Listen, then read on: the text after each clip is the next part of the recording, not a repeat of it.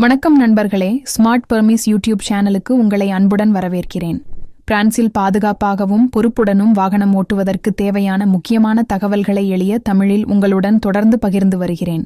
இன்றைய பாடம் மிகவும் முக்கியமானது.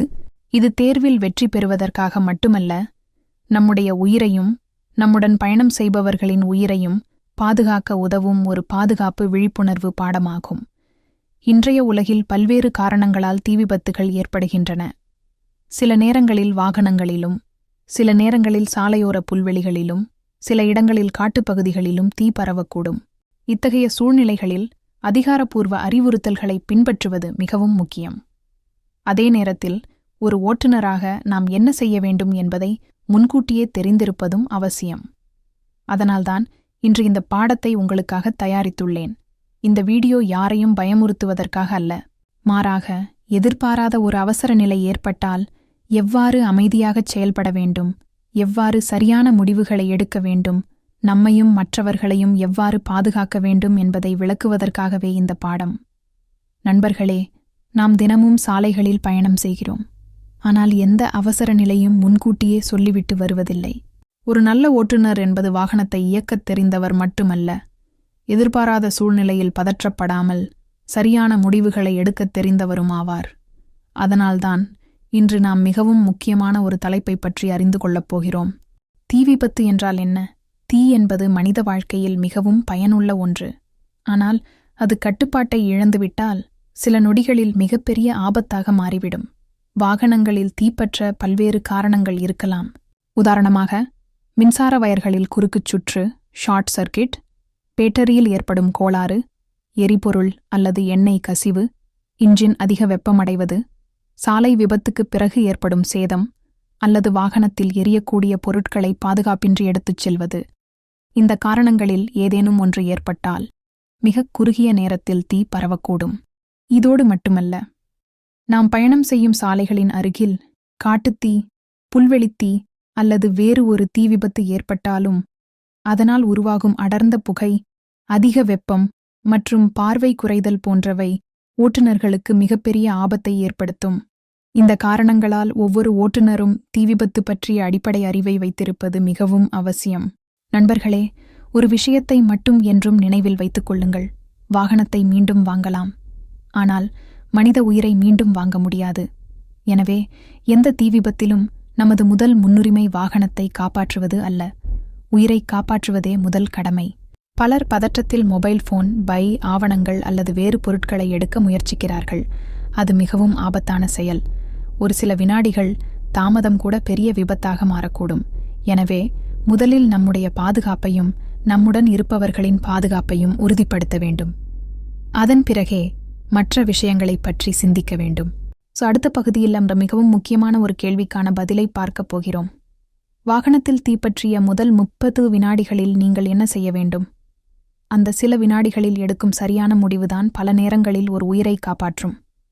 அதை அடுத்த பகுதியில் படிப்படியாக விரிவாக பார்ப்போம்.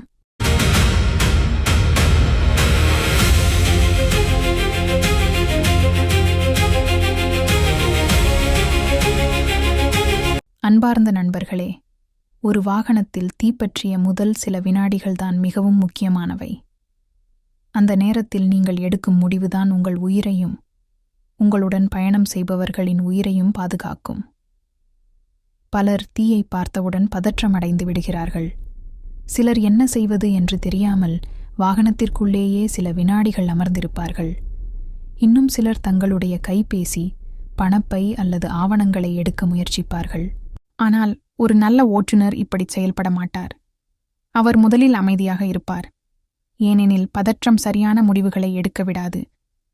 நீங்கள் வாகனம் ஓட்டிக்கொண்டிருக்கும்போது இன்ஜினில் இருந்து புகை வருவது, எரிந்த வாசனை வருவது அல்லது தீப்பொறி தெரிந்தால் முதலில் வேகத்தை திடீரென குறைக்க வேண்டாம். சுற்றியுள்ள போக்குவரத்தை கவனித்து வாகனத்தை மெதுவாகவும் பாதுகாப்பாகவும் சாலையின் ஓரமாக அல்லது பாதுகாப்பான இடத்தில் நிறுத்துங்கள். என்றால் மற்ற வாகனங்களுக்கு இடையூறு ஏற்படாத இடத்தை தேர்வு செய்யுங்கள். பாலத்தின் நடுவில், சுரங்கப்பாதைக்குள் அல்லது பார்வை குறைவான வளைவில் நிறுத்துவதை தவிர்க்க வேண்டும். வாகனம் நின்றவுடன் பார்க்கிங் பிரேக்கை பயன்படுத்துங்கள். என்றால் இன்ஜினை அணைத்துவிடுங்கள். இன்ஜின் இயங்கிக் கொண்டிருந்தால் சில சூழ்நிலைகளில் தீ மேலும் பரவக்கூடும். இந்த அடுத்த நடவடிக்கை மிகவும் முக்கியமானது. உங்களுடன் பயணம் செய்பவர்கள் இருந்தால் அனைவரையும் உடனடியாக வாகனத்திலிருந்து வெளியேறச் சொல்லுங்கள். குழந்தைகள் இருந்தால் முதலில் அவர்களை வெளியேற்றுங்கள். முதியவர்கள் அல்லது மாற்றுத்திறனாளிகள் இருந்தால் அவர்களுக்கு முன்னுரிமை கொடுங்கள். வெளியே வந்த பிறகு அனைவரையும் வாகனத்திற்கு அருகில் நிற்க விடாதீர்கள். பொதுவாக குறைந்தபட்சம் பல மீட்டர் தூரம் விலகிச் செல்லுங்கள். காற்று எந்த திசையில் வீசுகிறது என்பதையும் கவனியுங்கள். முடிந்தால் புகை செல்லும் திசைக்கு எதிராகச் சென்று நிற்கவும். இதனால் புகையை சுவாசிக்கும் அபாயம் குறையும். நண்பர்களே, ஒரு மிகப்பெரிய தவறை பலர் செய்கிறார்கள். வாகனத்திற்குள் மீண்டும் சென்று கைபேசி, பை அல்லது ஆவணங்களை எடுக்க முயற்சிக்கிறார்கள். இதை ஒருபோதும் செய்யாதீர்கள். ஒரு சிறிய புகை சில நொடிகளில் பெரிய தீயாக மாறலாம். கண்ணுக்குத் தெரியாத நச்சுப் புகை மிகவும் ஆபத்தானது. இப்போது அவசர உதவியை அழைக்க வேண்டிய நேரம். பிரான்சில் நீங்கள் அழைக்கக்கூடிய முக்கிய அவசர எண்கள்: 18 தீயணைப்பு மற்றும் மீட்புப் படை, 12 ஐரோப்பிய அவசர உதவி எண். எந்த அவசர நிலையிலும் இந்த எண்ணை அழைக்கலாம். அழைக்கும்போது பதற்றப்படாமல் தெளிவாக பேசுங்கள். முதலில் உங்கள் இருப்பிடத்தைச் சொல்லுங்கள். சாலை பெயர், அருகிலுள்ள அடையாளம் அல்லது GPS மூலம் தெரிந்த இட விவரங்களை கூறுங்கள். பிறகு என்ன நடந்துள்ளது என்பதைச் சொல்லுங்கள். உதாரணமாக, ஒரு கார் தீப்பற்றியுள்ளது, அனைவரும் பாதுகாப்பாக வெளியே வந்துவிட்டார்கள், அல்லது ஒருவர் இன்னும் வாகனத்திற்குள் இருக்கிறார் என்ற தகவல்கள் மீட்புக் குழுவிற்கு மிகவும் உதவும். அவர்கள் கேட்கும் கேள்விகளுக்கு அமைதியாக பதிலளியுங்கள். அழைப்பை அவர்களே முடிக்கும் வரை துண்டிக்காதீர்கள். அவர்கள் வழங்கும் வழிமுறைகளை கவனமாக பின்பற்றுங்கள். நண்பர்களே, இந்த நேரத்தில் இன்னொரு முக்கியமான விஷயம். தீ மிகவும் சிறியதாகவும் உங்கள் கையில் சரியான தீயணைப்பு கருவியும் இருந்தால் மட்டுமே பாதுகாப்பான தூரத்திலிருந்து ஆரம்ப நிலை தீயை அணைக்க முயற்சிக்கலாம். ஆனால் தீ ஏற்கனவே பெரிய அளவில் பரவியிருந்தால் அல்லது அடர்ந்த புகை வெளியேறிக் கொண்டிருந்தால் எந்த முயற்சியும் செய்யாமல் உடனடியாக பாதுகாப்பான தூரத்திற்கு விலகிச் செல்லுங்கள். உயிரை விட முக்கியமானது எதுவும் இல்லை. ஒரு வாகனத்தை காப்பாற்ற முயற்சித்து உங்கள் உயிரை ஆபத்தில் விடாதீர்கள். நினைவில் வைத்துக் கொள்ளுங்கள். அமைதி, சரியான முடிவு, உடனடி அவசர உதவி, இந்த 3 செயல்கள்தான் ஒரு தீ விபத்தில் பல உயிர்களை காப்பாற்றும்.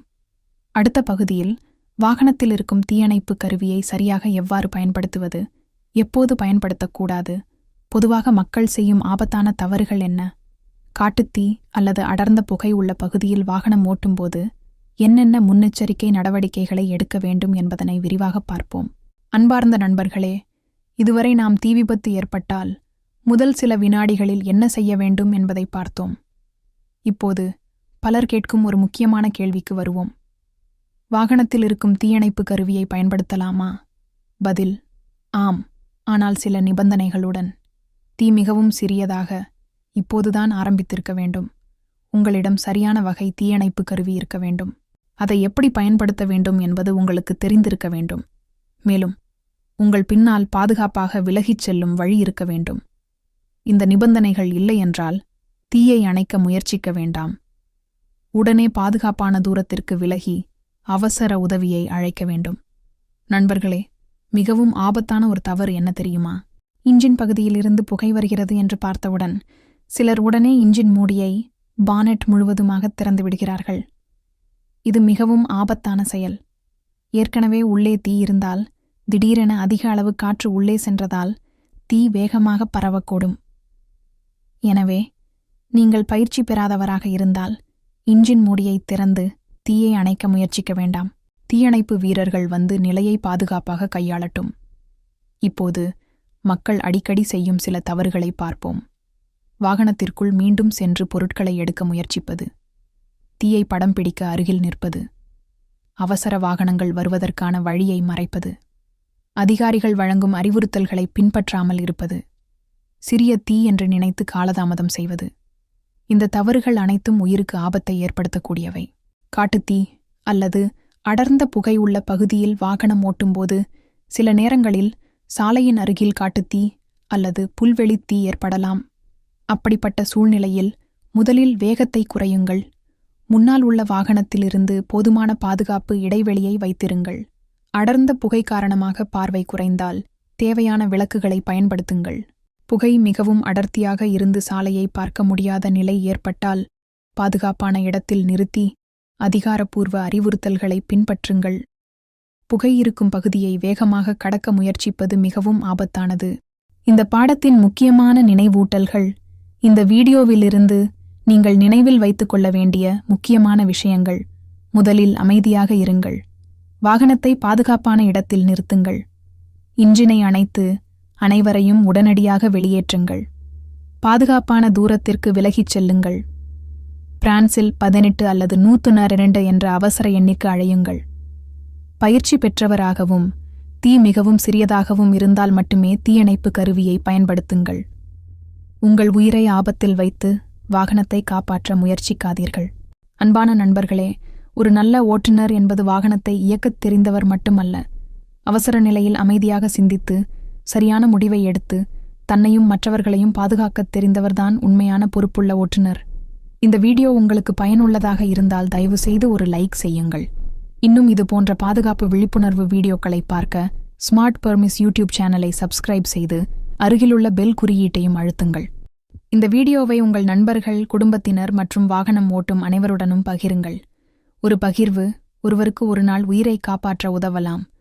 மீண்டும் ஒரு புதிய மற்றும் பயனுள்ள பாடத்தில் உங்களை சந்திக்கிறேன். அதுவரை பாதுகாப்பாக ஓட்டுங்கள், பொறுப்புடன் ஓட்டுங்கள், உங்கள் உயிரையும் மற்றவர்களின் உயிரையும் மதியுங்கள். நன்றி. மீண்டும் சந்திப்போம்.